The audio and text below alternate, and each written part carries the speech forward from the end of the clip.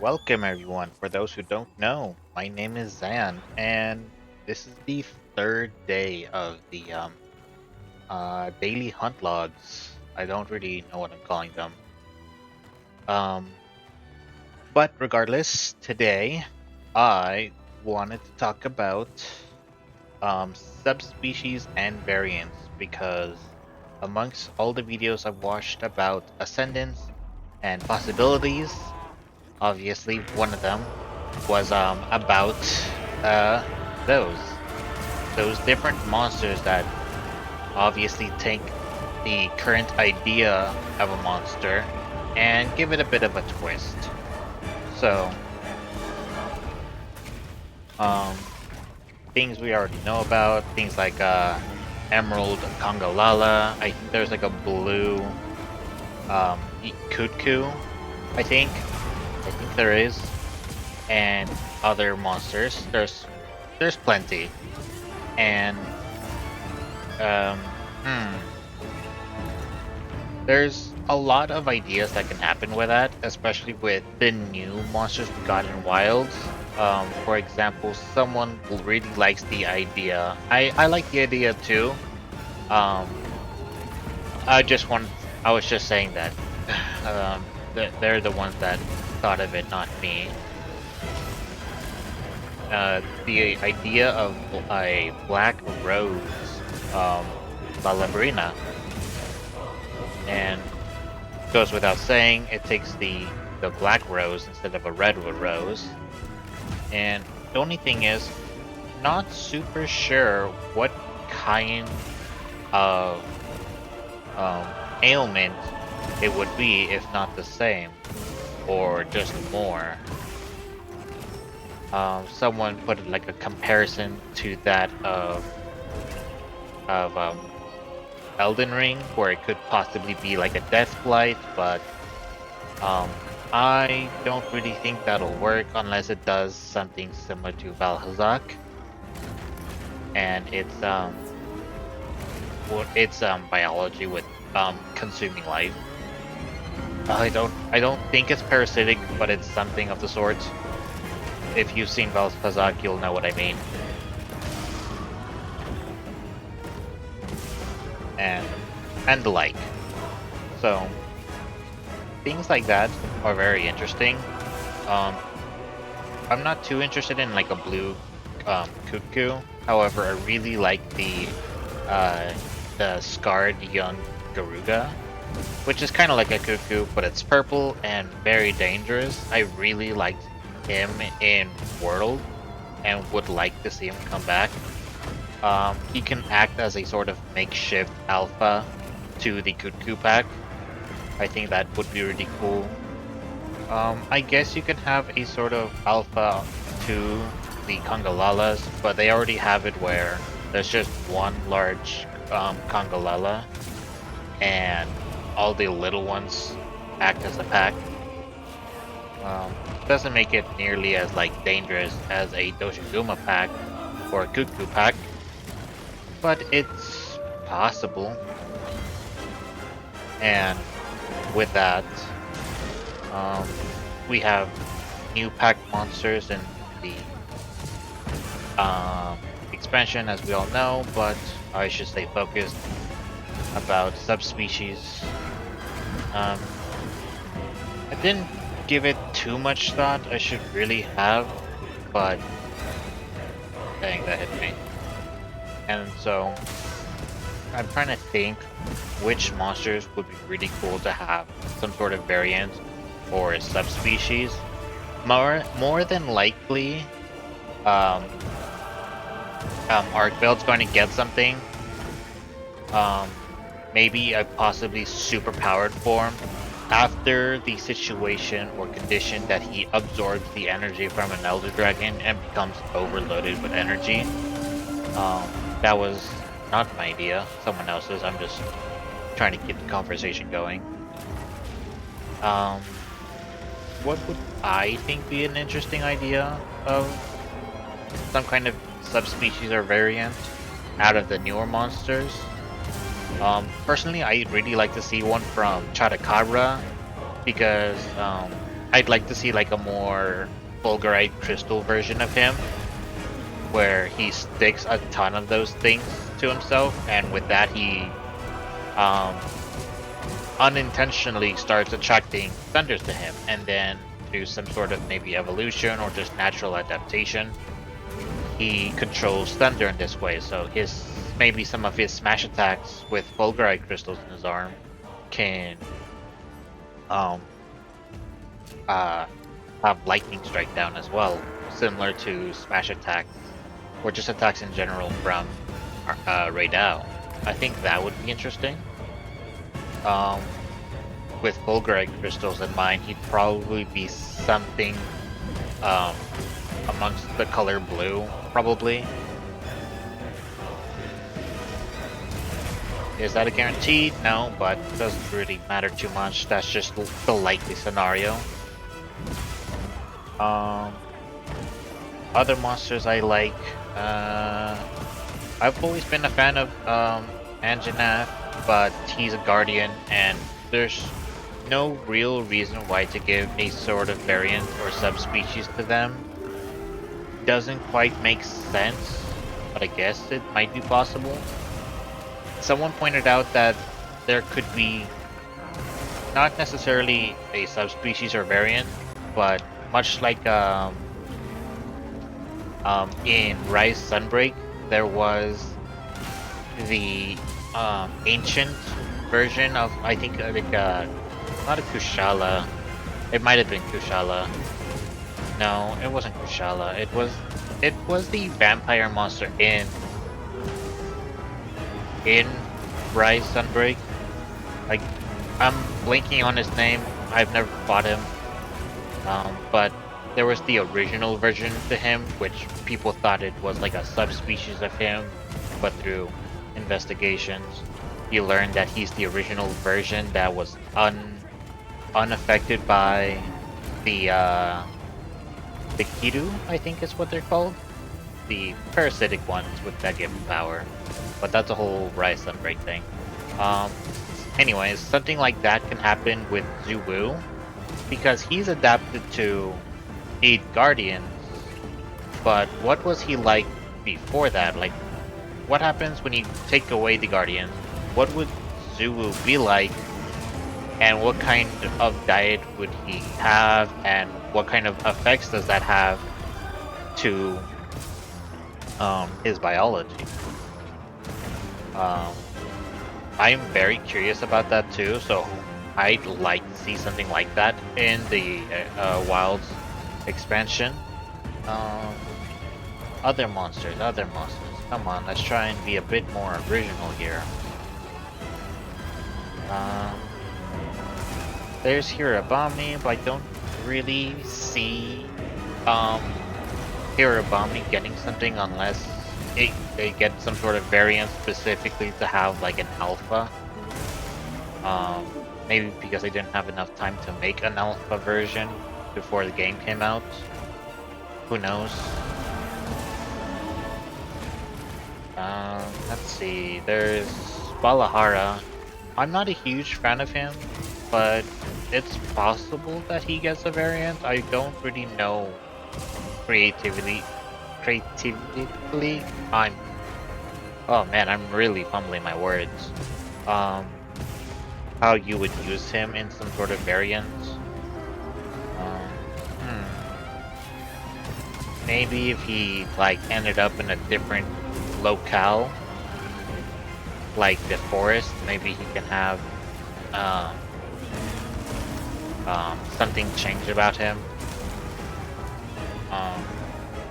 It'd be really funny to see him in like the oil well basin and have just like the Lavasioth situation where he was, you know, water and mud and then changed to lava for adaptation.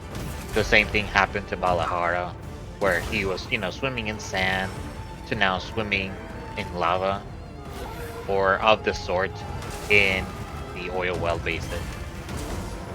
That is an idea. I don't care too much about the monster himself though. He's not one of my favorites. Gravios, I guess you could have Black Gravios come back. That would be interesting. I like Gravios as a monster, even though he's a bit too slow. Oops. Let's see. I guess I should think more about the apexes and what kind of variants they could have. For variants for them, maybe, would it be a variant in the sense that, it'll have a hyper version of its own element in its same locale, or would it change locales and adjust accordingly? More than likely, they'll stay in their own locale, because if they do change their locale, it means they'll have to switch up others because they wouldn't want two apexes in the same area, I would imagine. Not that it's too important or anything that they do that. Especially since the variant and the base apex can then compete for the area and still have the original in its normal locale. I guess I could see New Udra possibly changing to either the forest locale or the Ice Shard Cliffs. I think those two areas can serve him well. And Raydao could get a hyper version of itself. Well, all the apexes actually do really well in their own environment, and can very easily imagine a hyper version of each of them, where they're more attuned and empowered by their element. But I like the idea of having them move around, even if it might be harder. So Raydao could possibly move over to the forest, and that's the closest thing. I don't really see him going anywhere else besides the forest. So maybe Nudra can go to the Ice Shard Cliffs, and Raydao can head over to the forest. I don't see what's it called? Tuna, the tuna himself, going anywhere. He is a fish, and I just don't see him adapting to anything else, really. Out of all the apexes, he's the least interesting in my opinion. I'm more than likely not the only one that thinks that. He is just a fish with a protective barrier. So, what can you really do with that?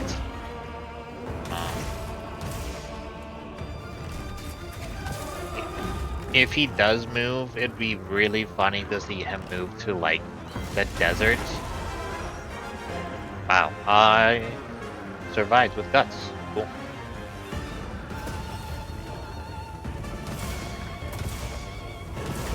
I broke his chain blade, didn't I?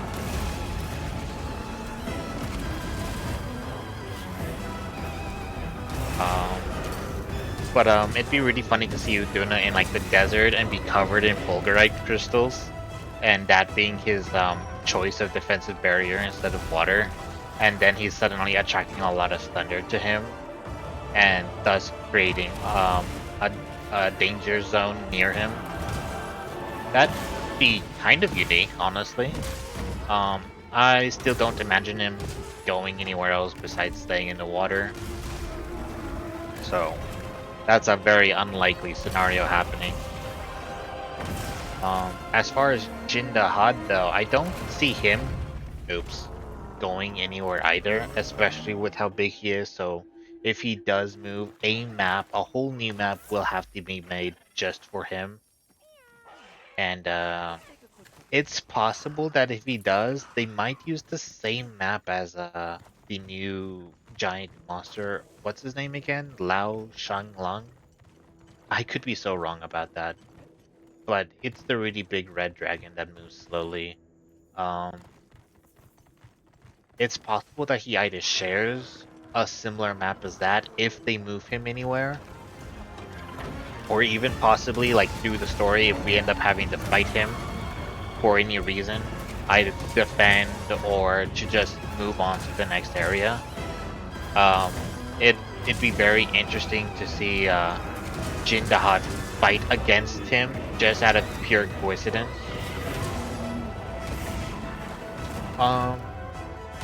I think Lao Shanglong is much bigger. Oh, that's a nice coincidence. But that doesn't mean Jindahad himself isn't big. In fact, they just might be similar in size, but lore-wise, they're described differently. I'm pretty sure Lao Shanglong is described as a bigger monster in general. So, I don't imagine them leaning in that direction of him, for whatever reason, moves areas or happens to be nearby and fights against them. I just like the idea of two large monsters fighting. Especially since that would make it slightly more exciting than just having a large monster walk across the direction they're going. I guess I can segue into Lao Shanglong and other siege-like monsters. I've never played Old Gen, as I've mentioned before, and it means I've never fought or really seen much of Dalamador and the other really large desert one. There's a large behemoth-like siege monster that you fight in the desert. And obviously there's Dalamador, the big snake one. If you don't know them, that's alright. But there are those other siege monsters. In Worlds, there was Kuv Teroth, the golden sort of goat ram monster. And there was also what's his name? Zora Magdaros, that's his name. On paper, I really love the idea of Zora Magdaros. However, his fight, infamously known for being terrible. And in fact, if you choose not to do anything, the quest of fighting him goes by faster if you choose to do nothing in AFK, which is actually very surprising. I didn't know that for a while, or at all when I played World. It wasn't until I, talked with friends about it while we were playing Wilds did I learn that. So, siege monsters have been very hit or miss. World even has Safijiva, one of my favorite monsters as well. And I actually enjoyed his fight compared to Zora Magdaros. Even though I like his design, his fight isn't even a fight. It'd be really funny if, for the Ascendance, they added as many siege monsters as possible. So it'd be really cool to see they add the sand worm one, the sand behemoth, I should say. I think that's a better description. But it does, worm into the sand very similarly to, I assume, Walahara. And I think it'd be very cool if we had something like that. We're already going to have Lao Shanglong, and that's a guarantee. How that's going to go, I'm iffy. Only because not only is their track record not super great, but Gog Mazios, I think, is like a semi-decent fight. His fight would honestly be more fun if, one, his natural movement when fighting him didn't look so, I don't know how to explain it. He moves in a very special way to where if he's attacking or turning around, all of his body parts slither, kind of like the way Arkveld's moving right now. His chain blades are all lanky and move around constantly. His arms and tail and body and head, just his entire skeleton, do the same thing. and I personally don't like it because it makes him extremely difficult to hit. Unless you were a hyper mobile weapon, I would imagine like the bow or dual blades, you can kinda keep up with him with the hammer. Not so well, but you can, just because at least hammer has some mobility. Um, Aside from that, um, uh, I don't like his fight too much because of that main reason. That's just the first phase though. His second phase is what I like the most about him. Just because he's not moving that much, his attacks are very properly telegraphed. That's the word I'm looking for. And proper telegraphed, not moving around too much. He's not like bouncing everywhere. That's a good way to describe it. Bouncing. When he moves around, he bounces, and it's so strange. And yeah, you can actually get the chance to fight him, stun him, hit him with the cannon. Easily the best part of the fight. The third phase, I want to say is better than the first phase, but only by a small margin. Just because you don't really fight him, you shoot lasers at him, which is fun, don't get me wrong. It's kind of fun being like a Dragon Ball character and just sort of shooting lasers. I don't mind that. But it does become repetitive, especially since you don't actually get to knock him down that much. And even when you do, it's not for very long. So maybe if he was on the ground a bit more, or if you did knock him down, he'd stay on the ground. Because sometimes you knock him down and he'd just get right back up and start flying again. Not a huge fan of that. Everything else about the third phase is fine though, I guess. But I do wish he stayed on the ground more. He's just flying a bit too much. So I give Gogmazios like a medium grade in terms of siege monsters. I personally like Safi Jiva much more. You're fighting him much more constantly. It would be better if you didn't have to constantly have to do the clutch claw move. I'm forgetting the name of it. But just him as a monster and his design and his fight in general, I love a lot. Cool Teroff also is a very good one. It's just too bad that Zora Magdaros is the one they really missed with. So they can do good siege fights. It's just very maybe. Hopefully, Lao Shanglong is more like Safi Jiva and Kulf Teroth. If he takes any inspiration from Zora Magdaros, it's not going to be good. I just know that. Aside from that, I doubt Dalamadur is going to be in the DLC right away.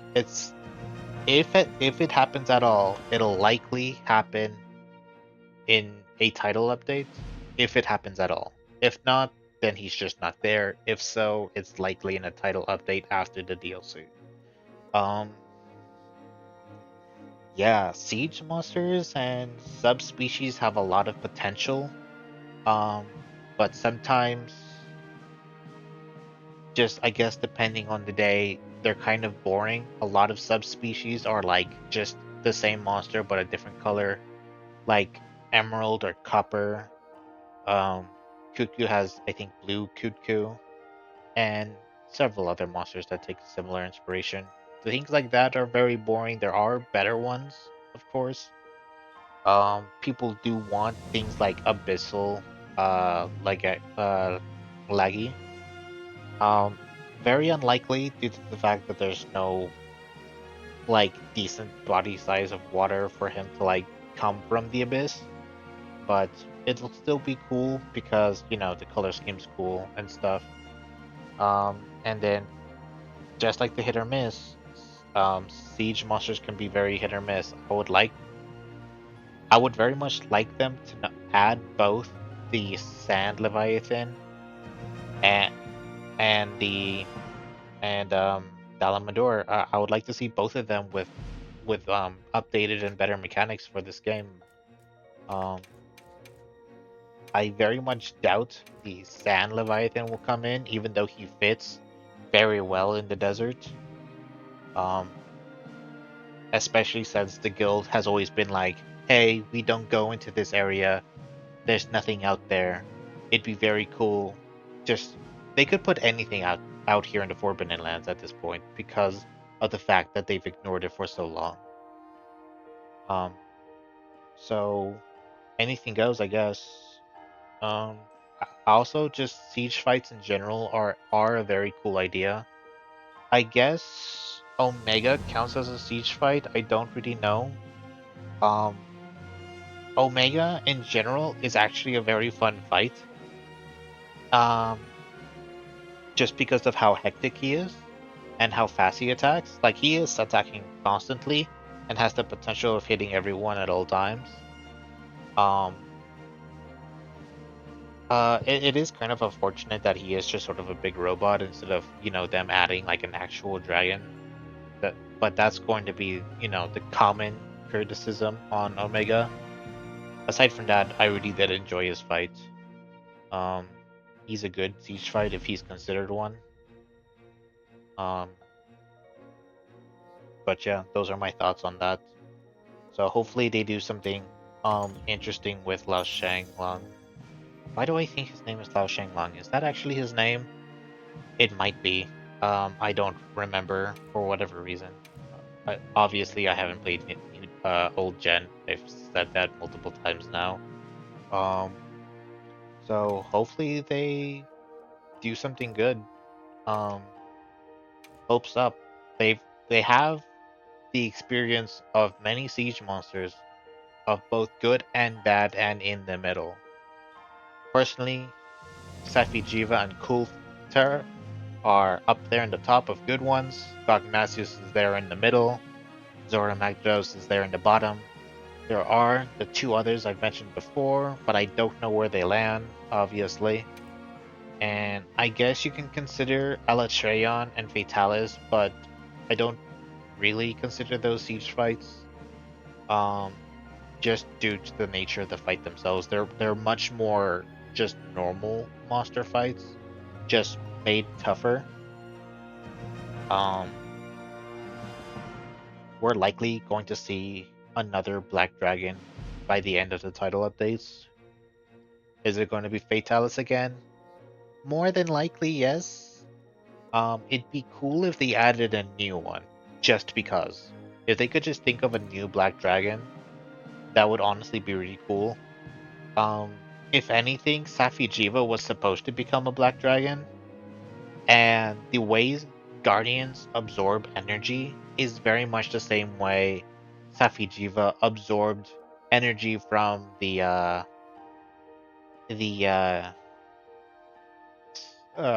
the land, I guess, from the um wow, I'm blanking on the name, but Safi'jiiva did the same thing. He goes down um areas and absorbs energy to like recoup himself. And so it's very much the same thing as Guardians. And maybe they add in a Black Dragon's version of Safi'jiiva to be. That would be the coolest thing ever. I already like his fight.